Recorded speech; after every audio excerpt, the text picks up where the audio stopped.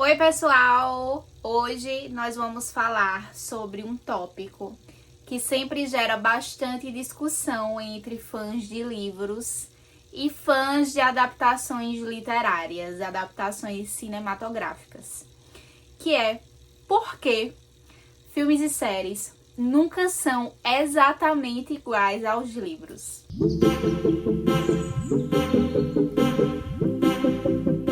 Recentemente, com o lançamento da terceira temporada de Bridgerton na Netflix, esse debate voltou muito à tona, ganhou muito destaque nas redes sociais. Muitas pessoas comentaram, por exemplo, que o casal Penélope Collin foi antecipado na série, porque nos livros esse casal só ia se formar lá depois do livro 4. Além disso, outras diferenças de enredo também tem virado papo entre vários criadores de conteúdos, entre vários fãs, enfim, mexendo aí com o imaginário dos leitores e dos fãs dessa série. Mas afinal, por que isso acontece? Quais os motivos reais, materiais, palpáveis, para que haja tanta diferença entre o livro e o filme ou a série sobre? Hoje nós vamos explorar alguns desses motivos. Um dos motivos mais evidentes para essas diferenças é o tempo. Os livros, eles têm normalmente uma liberdade maior, uma liberdade de se aprofundar em detalhes, em explorar subtramas, desenvolver alguns personagens ao longo de muitas e muitas páginas, de trazer também muitas e muitas páginas de descrição. Um filme típico tem mais ou menos 2 horas, enquanto uma série de TV, é óbvio que séries de TV têm tempos de episódios distintos, mas a gente pode colocar aí uma média de episódios com cerca de 40, 60 minutos. Isso significa que os roteiristas precisam condensar, frequentemente eles vão precisar condensar o enredo para caber nesse tempo, cortar mesmo partes que podem ser significativas no livro para que caiba no tempo de tela, no tempo da série ou no tempo do filme. Esse já é um ponto primordial para a gente ter muitas vezes uma superficialidade na tratativa de algumas coisas que são mais aprofundadas nos livros. Outro ponto, filmes e séries exigem um ritmo diferente dos livros. Uma adaptação precisa manter o público ali conectado, engajado, tanto visivelmente quanto auditivamente, e assim, evitando longos períodos de exposição a uma cena mais introspectiva, que geralmente funciona bem em texto, mas que na tela pode gerar para o telespectador uma sensação arrastada, uma sensação monótona. Por isso, algumas cenas de ação, diálogos dinâmicos e arcos de personagens mais rápidos são incorporados nos filmes ou nas séries para manter o espectador ali ligado, para manter a atenção desse espectador e dar na imagem, no filme ou na série, uma sensação de mais dinamicidade, digamos assim. Algo que no livro tem um outro ritmo. Outro ponto que eu acho importante a gente falar é que produzir uma adaptação visual é caro, é muito caro. Cenários elaborados, bem feitos, efeitos especiais, então nem se fala. Contratação de um elenco legal também custa muito dinheiro, querendo ou não, a gente precisa bater nessa tecla. E às vezes, as cenas ou os personagens, eles são modificados ou eles são simplesmente eliminados mesmo, porque reproduzir aquilo na tela sairia muito caro. E aí elementos fantasiosos, efeitos específicos, locações em lugares muito exóticos, digamos assim, podem ser mudadas, podem ser adaptadas para se adequar ao orçamento disponível para desenvolver aquela obra, aquela adaptação. É claro que a gente também não pode ser ingênuo de achar que isso não é levado em conta no momento de fazer uma adaptação de um livro. Outra coisa super legal da gente pontuar é a leitura que o diretor ou que o roteirista faz. Cada diretor, cada roteirista traz a sua própria visão para a história. Enquanto o autor do livro tem total controle sobre o que ele escreve, uma adaptação é um esforço coletivo, é um esforço colaborativo, são várias pessoas pensando naquilo. A visão do diretor, as interpretações dos atores também, as decisões dos produtores, a leitura, por exemplo, que figurinista e maquiador traz para a obra, para o enredo, podem provocar mudanças significativas na história.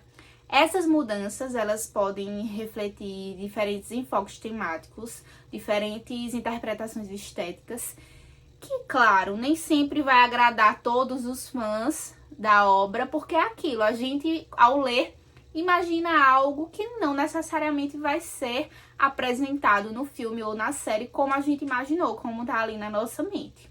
Outra coisa que também vale a pena a gente pontuar é que as adaptações geralmente tentam atingir um público mais amplo do que o livro. E isso, claro, pode levar a algumas alterações, a algumas mudanças para tornar a história mais acessível ou para fazer uma apelação. A apelação no sentido de que consiga cativar as pessoas que não leram o livro. Por exemplo, pode haver uma ênfase maior num romance ou em um ponto de comédia para atrair diferentes segmentos de espectadores e assim conseguir conquistar um público maior. Público esse que não necessariamente leu o livro, mas que vai ser cativado pelo filme. Então é importante também a gente entender que o filme ou a série vai tentar conquistar diferentes públicos, não só quem leu o livro. E o contexto cultural no qual o livro é escrito também pode mudar com o tempo. E aí as adaptações modernas, elas podem atualizar certos aspectos para tornar essas características, esses aspectos mais relevantes, ou mais aceitáveis, ou mais palpáveis para o público hoje.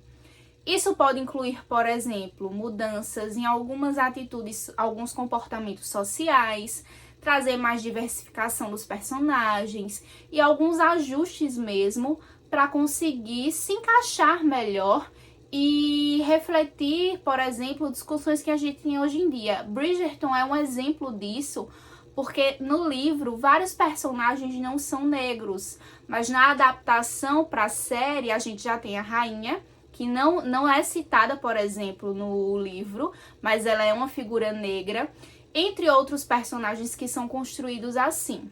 E eu acho que Bridgerton também é um ótimo exemplo para que a gente perceba como essas adaptações conectam mesmo a obra ao público. Tem sido um frisson também nas redes sociais identificar qual é a música por trás da versão clássica na série. Então a gente teve, por exemplo, na primeira temporada, a Ariana Grande sendo ali, tendo sua música ali adaptada para uma versão clássica. A Billie Eilish também, eu acho, na primeira temporada, por exemplo. E isso ficou muito marcante no público, fez o público esperar pelas outras temporadas para identificar quais músicas atuais seriam adaptadas e apresentadas no contexto da série com uma música clássica. Então é interessante perceber como esse elemento também se apresenta e é um exemplo maravilhoso de fazer essa releitura, né, de trazer elementos modernos para uma adaptação de um livro que não teria esses elementos, pelo menos não dessa forma, e aproveitar esse elemento para fazer uma conexão ainda maior com o público. Por último, como outro ponto relevante, eu trago para a gente refletir a classificação indicativa da obra. Os livros, eles podem explorar alguns temas que são mais maduros ou até mesmo mais controversos, com menos restrições. Apesar de que os livros também têm classificação indicativa, mas os filmes e séries, eles são mais sujeitos a classificações indicativas, que são ali aquelas determinações para o público-alvo que pode consumir aquela obra. E aí, para atingir uma audiência mais ampla, para evitar também uma classificação indicativa mais restritiva, que vai, consequentemente, limitar o público, algumas cenas ou alguns temas podem ser suavizados ou pode mesmo acabar sendo omitido ali na adaptação. No fim das contas, a experiência de ler um livro pode ser totalmente diferente da experiência de assistir a sua adaptação. São experiências únicas, são experiências distintas e tá tudo bem. Cada formato tem, como eu já falei aqui no canal, suas próprias vantagens, consequentemente também tem suas próprias limitações, e essas diferenças entre esses dois formatos são inevitáveis. O importante é a gente conhecer essas diferenças e apreciar as duas obras como formas de arte pelo que elas oferecem, entendendo as mudanças e entendendo que isso faz parte mesmo do processo de adaptação e não faz com que uma tenha mais valor que a outra. Apenas são manifestações artísticas diferentes. E vocês me contem o que acham, se vocês preferem geralmente versões literárias ou as adaptações para tela. Deixem suas opiniões aqui nos comentários. Não se esqueçam também de curtir o vídeo, se inscrever no canal para as nossas próximas discussões e bate-papos. Um beijo da sua amiga leitora e até a próxima. Tchau!